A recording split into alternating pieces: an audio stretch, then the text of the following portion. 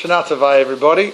My name is Rabbi Yonah Daniel Simons, originally from Sydney, since from Efrat and Warsaw, now living in Modi'in. This is my Shabbat Shuva Drasha for the year 5576.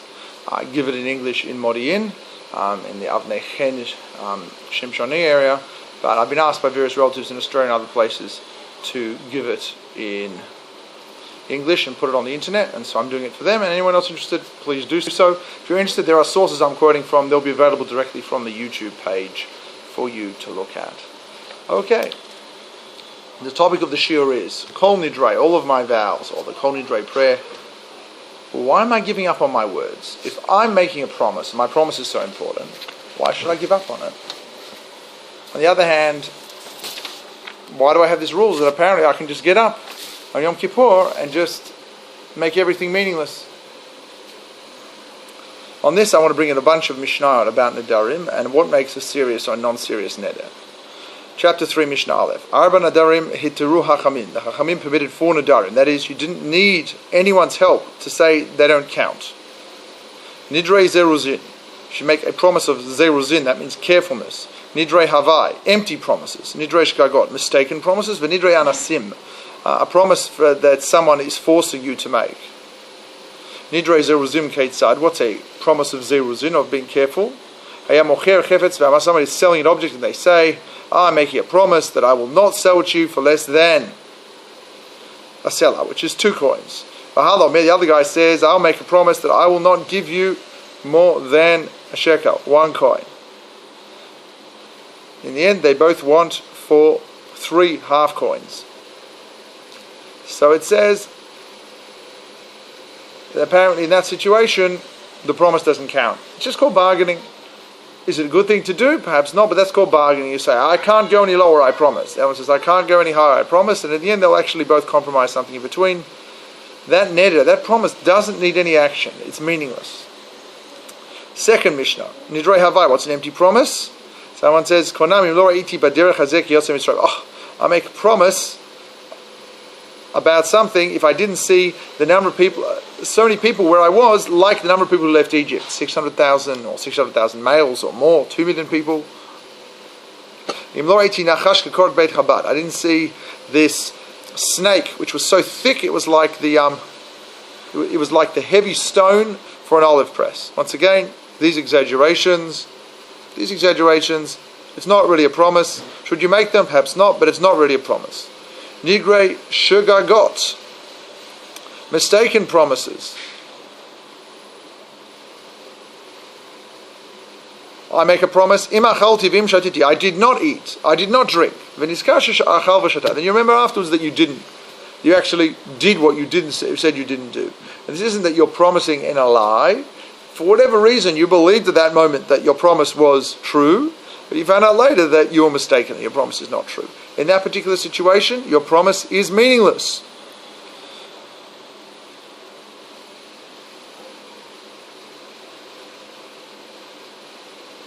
Nidrei anasim, the next Mishnah. A promise which is forced. Your friend forces you, says, come on, come eat with me. That you became sick, or one of your children became sick, or ichvu nahar, literally the river overflowed, the bridge fell down. This is a neder anasin. Similarly, that kind of thing. That promise also, you don't have to worry. You made a promise, I won't do this, or I will do this if I don't come to your house to eat. And a serious thing prevents you doing it, so the promise doesn't count. Nodrim laharagim lacharamim lamochasin shehid truma afapisha eina truma. So one more complicated halacha. You make a promise to someone who is taking away things for some holy or unholy purpose, to tax collectors. It's considered to be dishonest tax collectors who are simply taking extra cut for themselves. And you say, or to in fact murderous thieves, that this particular thing is truma, which literally means truma, produce that can be eaten by Kohen, but here it means something that is somehow so holy. Like it says, Shel Beit HaMelech, it already belongs to the king. You can make all of these promises, even though it's not true. Because the person who's coming to you is just looking for an excuse to steal these things from you. Now, I'm mentioning all of these. These are cases where apparently you can make a promise and it doesn't mean anything. And the relevance will come up in the Gemara as it appears, as follows. V'kevan damar kol neder she'eni atid lidor. Any promise which I'm destined to make in the future, it will be nullified. I didn't pay attention, right? And that's it. And what does that mean? So the Gemara says as following: we're not reading the Mishnah correctly, and this is what it's actually trying to say. Somebody wants their friend to eat with them, and they're annoying them, and they say, "You have to eat with me. You have to eat with me." And he forces him to make a promise of some kind that if I don't eat with you, I will not do the following thing, or I will do the following thing. Nidrei Zeruzin. This is a Nidrei Zeruzin. This is a neder of where you did something to try and make yourself more careful and more otherwise. This particular neder doesn't count because you didn't make the neder because you wanted to make a promise. Oh, I want to make a promise. I'm not going to eat this. I'll make a promise. I am going to eat this. You made the promise because somebody backed you in a corner to make a promise. You said, yeah, be quiet. Okay, I've heard enough of you. If I don't do this, I promise that. So did you make that promise because you really intended to eat at their house? No. You made that promise because you wanted them to go away and stop annoying you. Okay. Irrelevant halacha, but it continues and it says the following. If somebody wants that none of their promises will have a meaning, that they have to keep them all year round, should stand up in Rosh Hashanah v'yamar, should say, Kol neder shani atid lidor, any promise that I will make in the year to come, yehebatel. It will be meaningless. And it then says, Ubivad she'ez zachor b'shat haneder, as long as you remember this at the moment you make the promise. So it's saying, that's odd. Izachor akrelatana. Wait a second. If at the moment you make the promise, in 2 months' time I make a promise, and I say, I'm not going to eat any more chocolate for the next month. And at the time, I remember that I made a commitment that I'm not going to make any promises I make are going to be meaningless. Because you remembered your condition at the time you made the promise, that implies that your condition actually does count. Because at the time you remembered, I made a promise, so I made a commitment that none of my promises will count. But if at the time I make another promise, someone says, well, didn't you make a commitment none of your promises will count? The fact that you had it in mind, that should mean your promises don't count. The promise does count. It's a bit of a complicated thing. It now goes through a long discussion trying to understand really which way does it go. Amar Abai Tanu Bavad Shalo Yeh Zachor B'Shat HaNeder. Abai says, no, the reverse should be that you didn't remember at the time you made the neder. Because if you didn't, that means that whatever condition you made, none of my promises count, that condition stands. But if you actually did, if you remember it at the time, what we're basically saying is, even though I made a stipulation that none of my promises count, I'm going to make this promise, that means that your stipulation doesn't count and your promise should count. And I'm discussing all of this in relation of this fancy minhag we have. And it says as follows, I'm quoting the Shla, the Shnei Luchot HaBrit, authority from about 430 years ago, says as follows. We're learning Masechet Nedarim. If somebody wants that their promises will not be kept all year round, you can stand in Rosh Hashanah and say, all of my promises which I will make in the year to come will be meaningless. And the Torah writes that from here the minhag is spread to say this tefillah called Kol Nidrei on Erev Yom Kippur. Because on Yom Kippur, it's also like Rosh Hashanah. If you look up a certain pasuk in Yecheskel, chapter 40, it calls the 10th day of Tishrei Rosh Hashanah. Aval Zrizim Makdim El Mitzvah, someone who's very picky and careful will try and do a mitzvah as early as possible, and so they'll try and get to the mitzvah. And to do this as soon as they can, and not to wait till Yom Kippur. So what do we do? Kodem Rosh Hashanah mamash la'asot shnei inyanim. Therefore, before Rosh Hashanah, just before Rosh Hashanah, we do two things. The first one is you need to fix out what you messed up, and this is to get permissiveness on that as past. That is to try and perform Hatarat Nedarim, to say all the promises I made them with good intention, with a good heart, but really I was misguided, and any promise I don't appear to have kept, it's because at the time I thought I could keep it, I was foolish, I was in a bad mood, and you're asking, that's called Hatarat Nedarim. It's a tradition to do that just before Rosh Hashanah.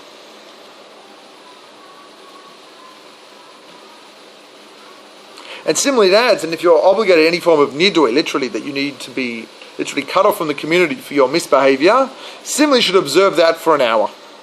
This is the Shlei Luchot HaBrit. And he says, furthermore, he says, and then should ask from the local wise people that they should permit your promise. In Yan Sheni, what's the second matter? That's Misirat Moda'ah Lahava. You present a Moda'ah, a concession on the future. You know what? I may make promises the rest of the year, but you know what?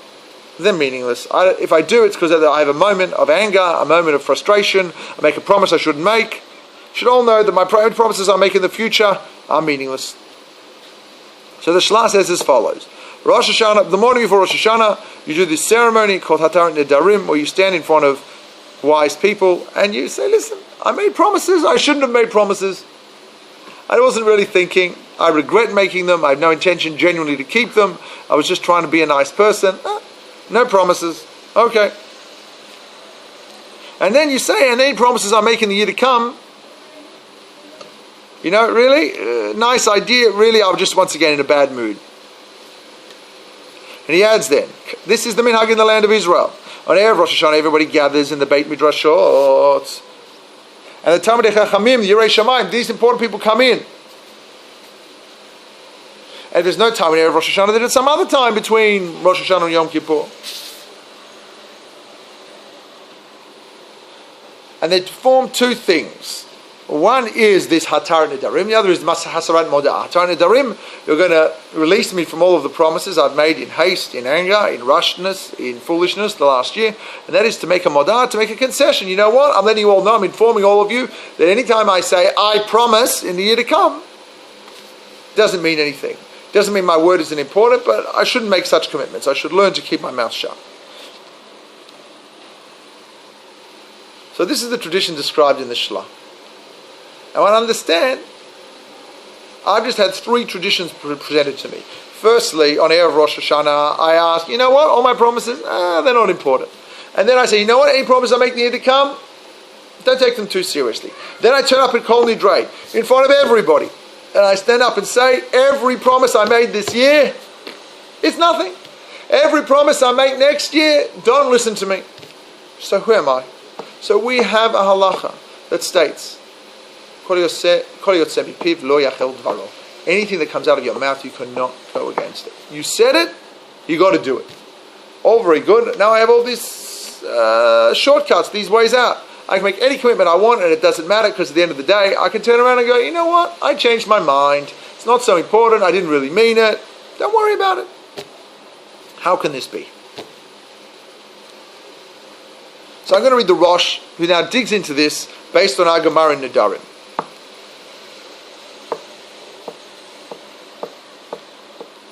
So yes, you should do at the beginning of the year. We have this, if you could do this Kol Neder that I'm going to make, it shouldn't count. And this is similarly, B'kolet Shir Tzeh, anytime you want. Anytime I can say, you know what, I've made too many promises, I'm going to make too many promises, I'm going to stand up and say any promise I make from now on, don't make it count. Why not Rosh Hashanah time? In Rosh Hashanah time I'm thinking of tshuva, I'm thinking of trying to do the right thing, but really I can do it any time, just like you can do tshuva any time.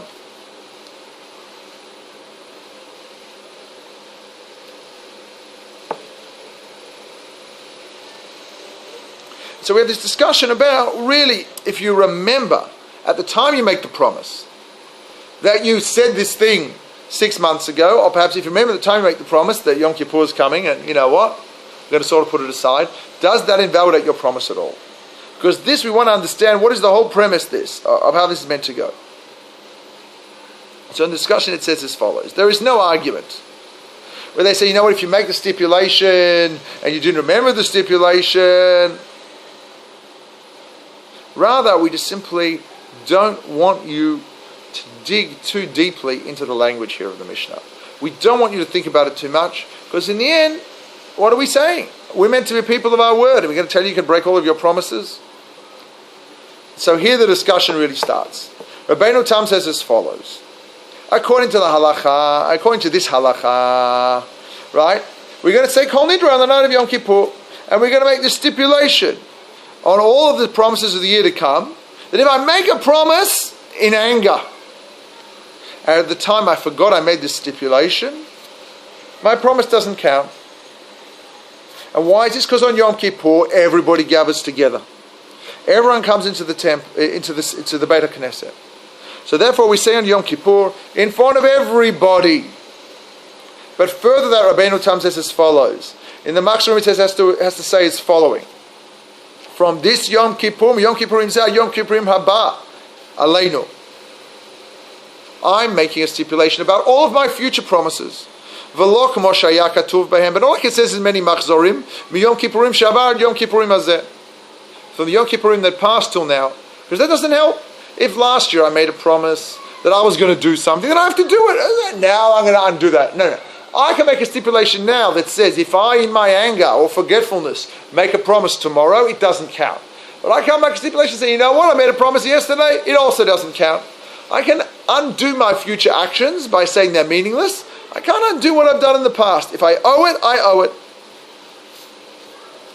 This thing that they want to undo what they have in the past, their intention is to literally release themselves from any commitments they've made. Perhaps, they've already broken their promises, they're trying to sort of undo the punishments. It doesn't help at all. Why? Because if you want to release yourself from vows, you need 3 individuals to sit in front of you, or perhaps one individual who's really learned at understanding the matter.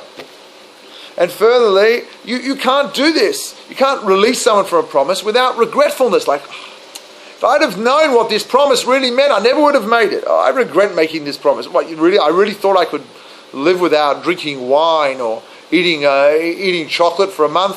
I didn't really mean it. I was foolish. And you have to literally mention the whole promise. You have to go to it and say, you know what? I made a promise not to eat chocolate for a month. What a foolish promise. So for all of these reasons, you can't just stand up and have somebody in shul go, Kol Nidrei Prayer. That's all gone. Didn't mention anything. It's not proper. It's not focused. It's not individual. It's meaningless. It's a nice sounding prayer. It's cool. Everyone loves it. It's meaningless. Okay. And the Chazan, he's saying Kol Nidrei. Good for him. What about me? So the Chazan will have all of his Nadarim made. What about me? And furthermore, you have to say, De nadarna, jishtabana, that I promised, that I, or the nadarna ishtabana, that I will promise, and that I did, and that I will vow, will swear. That is what I'm destined to make a promise and to swear. All of them, all of them I regret them. That is, I regret making any promise in the future. That means as follows. If I forget that I've committed now not to make any promises, and I make a promise from now on, I regret that I made that promise. And I'm stipulating that it's batel. Because it's not right to make promises. I should do things. I should be a man of my word. But to stand up and make promises in foolishness, in anger, in haste, that's silly. I'm not treating myself holily. And they'll all be meaningless. So then, why do we say it 3 times? Now we get into the Minhagim of Yom Kippur. We found that all the words of Chachamim are tripled up.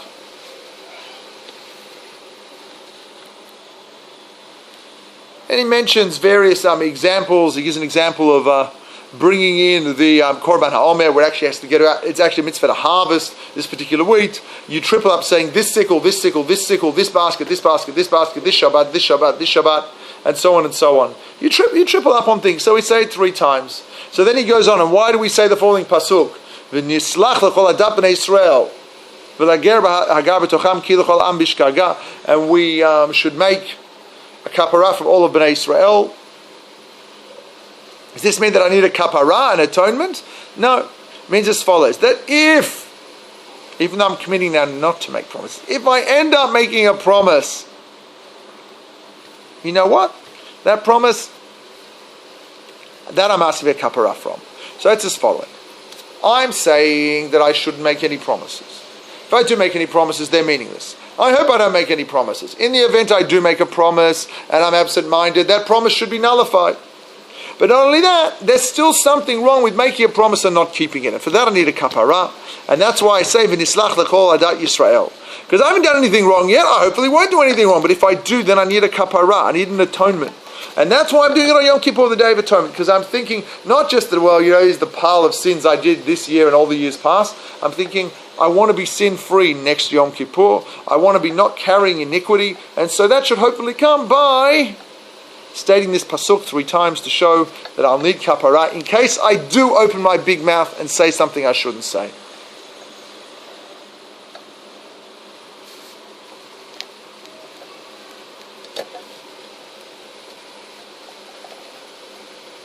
This is Rabbeinu Tam.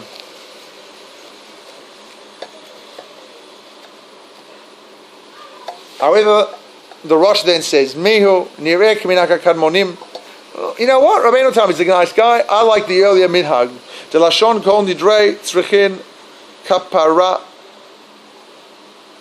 So kol nidrei mochiach shenitaken al nedarim avru aleim b'shana shavra. Really, it means the promises from last year. U'matirin oto. And I'm looking for a heter on them, kedeli natzel min ha'onesh, in order to save myself from the punishment. And I'm doing this on Yom Kippur, because on Yom Kippur, on Rosh Hashanah I was judged, and on Yom Kippur I'm written to get the sentence for the judgment. And I want to absolve myself from punishment, from all the things I committed to do last year and I didn't do. And that's why I say it 3 times. And therefore I say, V'nislach l'kol adav Yisrael, that's why all Bnei Yisrael need sorry. They all need kapara. Because that's all the bad things I've done.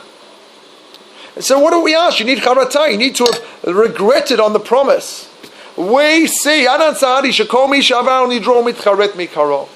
anyone who can't keep their promise, they're already regretting it. That's a good person. I committed that I would do the following thing, I would not do the following thing, and I regret that I made the promise. I'm not happy that I committed to do something and didn't do it. I'm not happy. We see that they regret it. We don't need to ask them if they regret it. And they regret it because I know that there's a punishment for saying things and not keeping them, and I regret it. I have that regret. I have that charata, right? And I want to save myself from the punishment. And what about the fact that you need 3 people listening to? What are you talking about? Everybody's in shul. Why do we say Kol Nidrei on Yom Kippur night? Because that's when everyone's in shul, and that's when everybody is there to see what is really going on.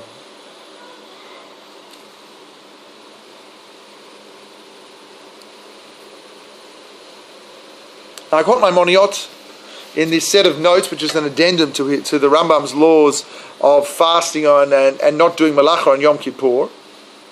He brings a few more nuances that I'll quickly mention. So there's discussion about last Yom Kippur to this Yom Kippur, or this Yom Kippur to next Yom Kippur. This means you can just tread all your nidrei. You can say whatever you want. It doesn't matter, because you're going to say Kol Nidrei and everything will be reversed.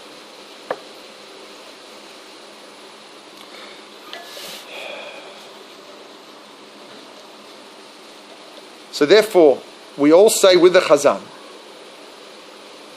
in order that we can all show seriousness, and we will all be matir for everybody else, and we will all be asking for it, and we all want to show how serious it is.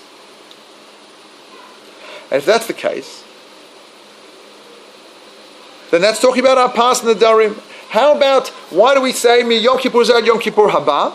Because in fact in our Machsharim we do both. We say from last Yom Kippur to this Yom Kippur, and then we say from this Yom Kippur to the next Yom Kippur. That is the Gemara in Nadarim. And we're in fact doing both. We're doing a Hatarat Nadarim, which is interesting because the Shalah says to do before Rosh Hashanah. And we're doing the Gemara in Nadarim that says, let's do a Moda'ah. Let's say any Nadarim I'm making in the future, make them now. So this is interesting because this is actually saying what the Shalah says to do. That on Erev Yom Rosh Hashanah, you should do Hatarat Nadarim. And then, before you get judged for the Rosh Hashanah, and then you should make a Moda'ah on your future Nadarim. You should make an admission, no, my future Nadarim, I'm going above myself, I shouldn't make them. But apparently, Kol Nidrei does the same.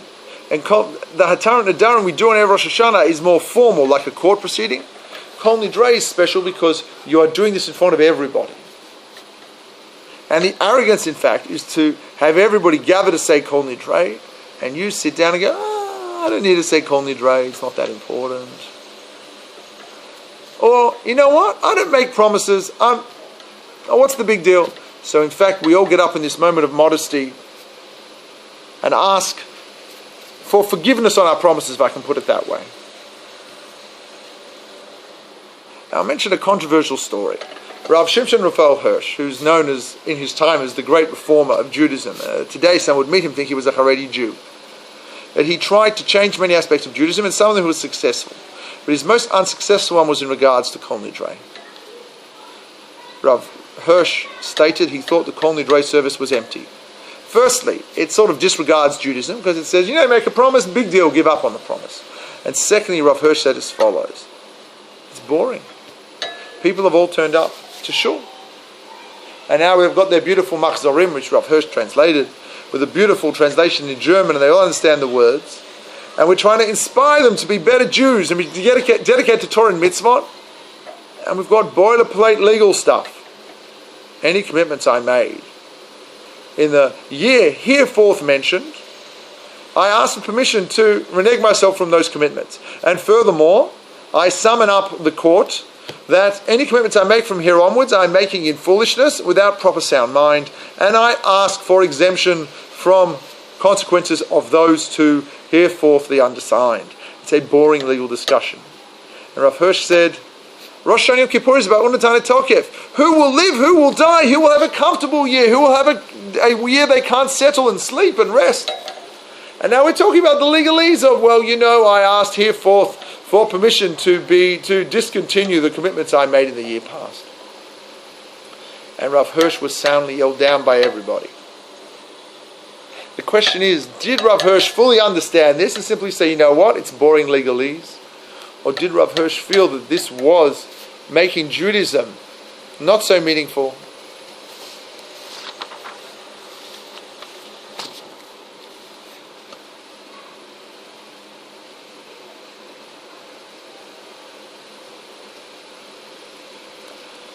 I'm going to now mention the customs as mentioned by the Hakot Maimonides, to try and put that in context, because the Rav Hirsch was coming up against those customs.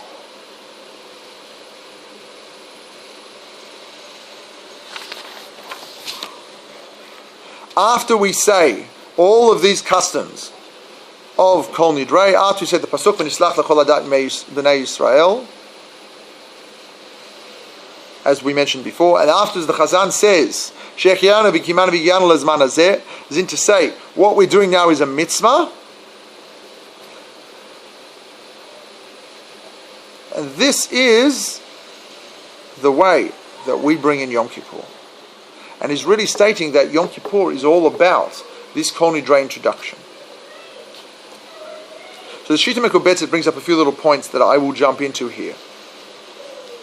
This that we say Rosh Hashanah, not specifically Rosh Hashanah, it can be any time you want. Okay, it's the first thing. That means that really whenever you want to do it, you should do it. But really everyone says you have to put down your Nadarim. Everyone says you have to get rid of your Nadarim. So perhaps, if that's the case, how can Rav Shimshon Raphael Hirsch say, you know what, your Nadarim are not so important, this Kol Nidrei thing. So according to this, he's saying, no. Kol Nidrei, it's a problematic prayer.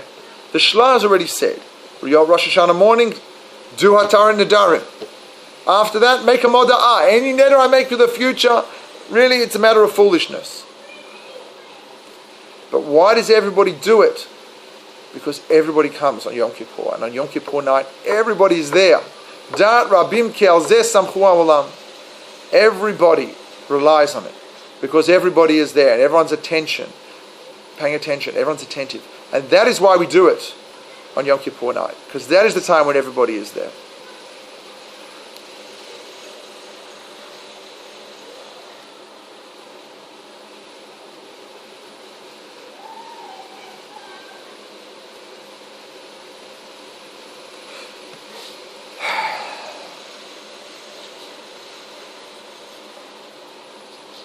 I'll repeat one more authority on this matter here and give a conclusion as such of my own. Nimukei Yosef. And in the matter of Kol Nidrei, everybody has this custom in our Galut and in many places on the night of Yom Kippur. Right, and it's written in the Siddur of Rav Amram Gaon, which is the first real machzor that was shared around. Rabbeinu Tam says, right, this is the day of the gathering, and we have to say it then. And that's because more people come on Kol Nidrei night than any other time. And he says, you shouldn't say from last Yom Kippur to this Yom Kippur, because that doesn't help. That's a hatara, and there you need to actually be dealing with the things in person. And we're not. We're just saying in general. But this we don't say. We actually say, you know what? We're going to say from last year to this year, and we do it all 3 times. And we say it from last year to this year, and from this year to last year, and this year to next year. And we do it 3 times. And what is the real big point that Nemucha Yosef makes of this? We're saying this is derech tefillah. We're saying HaKadosh Baruch Hu, he says here, Omrim kain derech tefillah LaKadosh Baruch Hu, shelo yichashlu v'shelo yanshal nedarim v'al hashvuot she'asu b'shana she'avra v'shiyu shvitim v'shvikim lefanav. I want no punishment. I'm praying to God, and I'm saying, you know what? I made a promise, and I can't undo that promise. It was there, and I made a promise, and I didn't keep it. So what am I going to do with myself? And so he says, Hashem, don't make it so bad on me. Yes, I can't really undo the promise, he's saying. Don't make it so bad. And more than that, my problem is, why did I make the promise? I'm asking for help, Hashem, that in the future, I will not have the circumstances that bring me to make the promises. I will not have the looseness of mind, the anger, the frustration that leads to me making promises, that leads me to me saying things that I shouldn't have said. So the point of all of this is as follows. Can I just stand up on the night of Yom Kippur and say, everything I've said the year that's gone past, not important. Forget it. What does that make me? I'm a parrot. I just say words, they have no meaning. And can I stand up on the night of Yom Kippur and say, you know what? Anything I say later on, ignore it. It's meaningless. What am I? I'm a human being. I've got to speak real language. What I'm saying is as follows. God, help me not trip up so much on my words. I've made promises. I'm not going to be able to keep them. Help me. I'm going to make promises. Help me not make promises. Help me keep my promises. Help me not make promises. I want to show genuine contrition in order not to deserve punishment and suffering for having not been a person of my word. I want help to be a person of my word. I don't get that by saying, doesn't matter what I said, doesn't matter what I do say. I get that by saying, it's so serious on me. I'm standing in front of the whole community and saying, give me help. I want help. I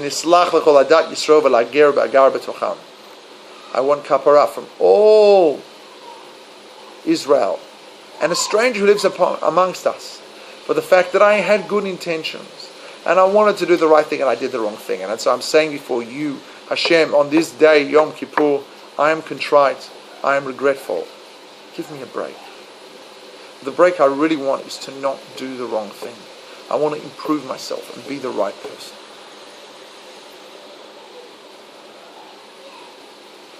And on this, I would therefore go along and jump into, I guess, my agadot.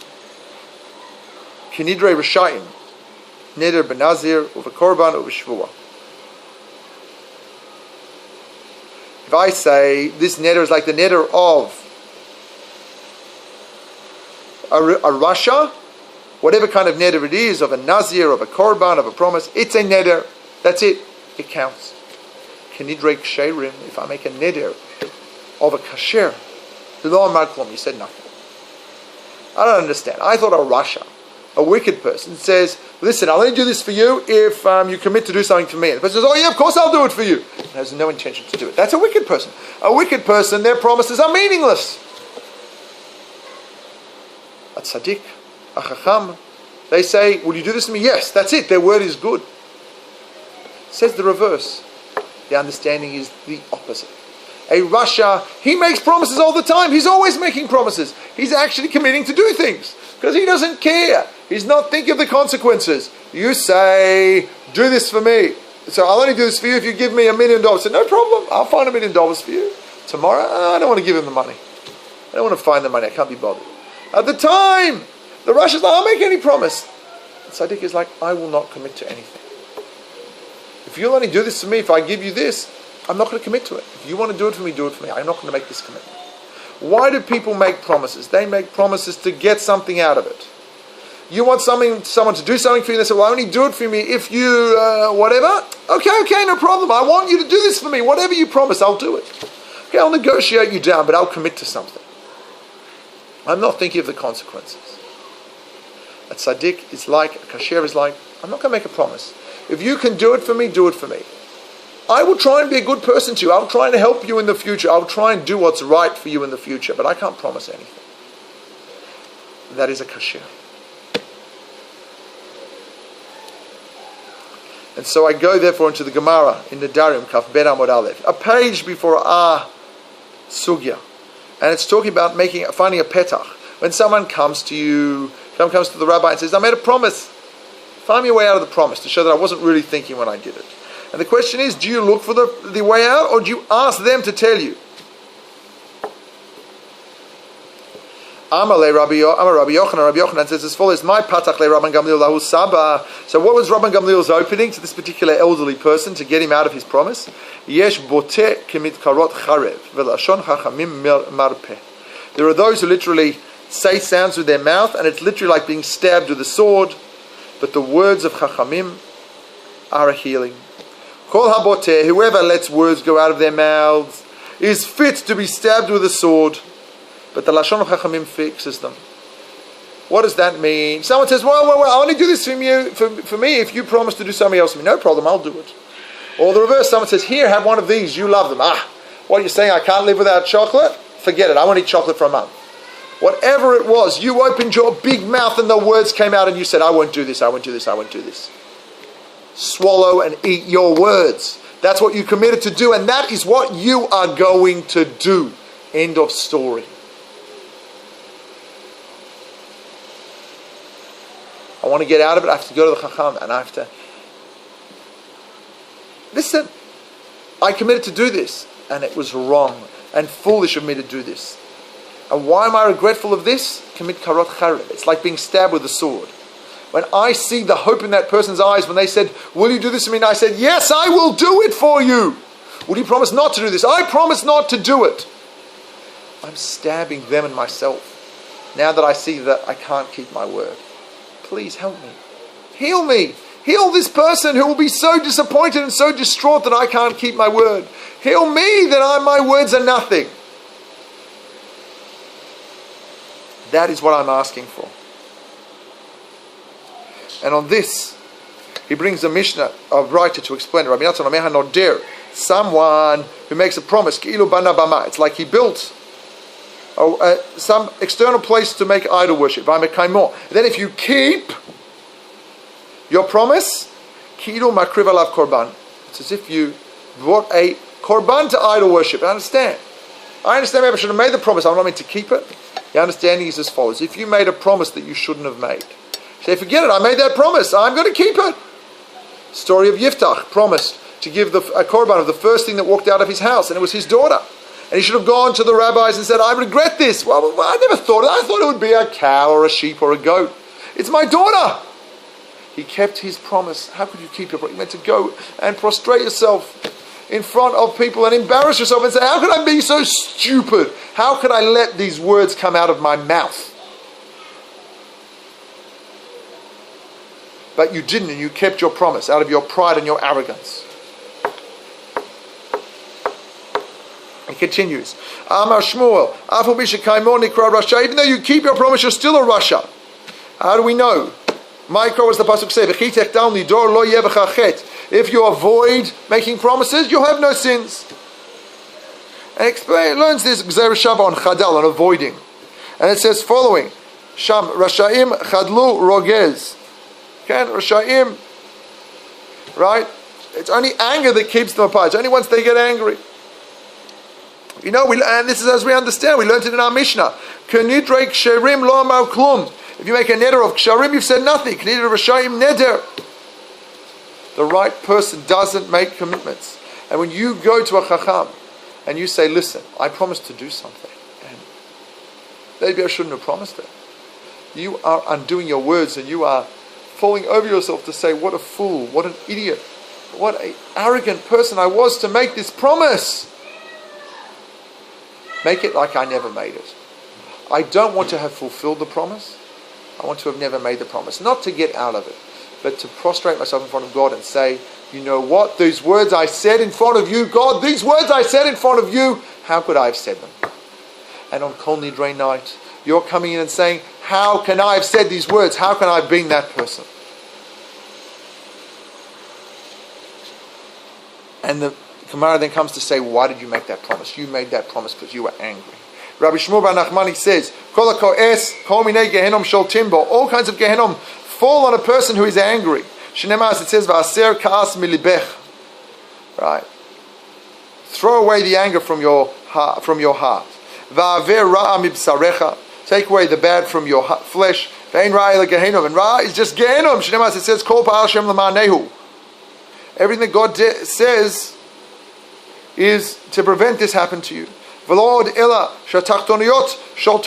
that, when you're angry, any lower force literally overcomes you. It says, an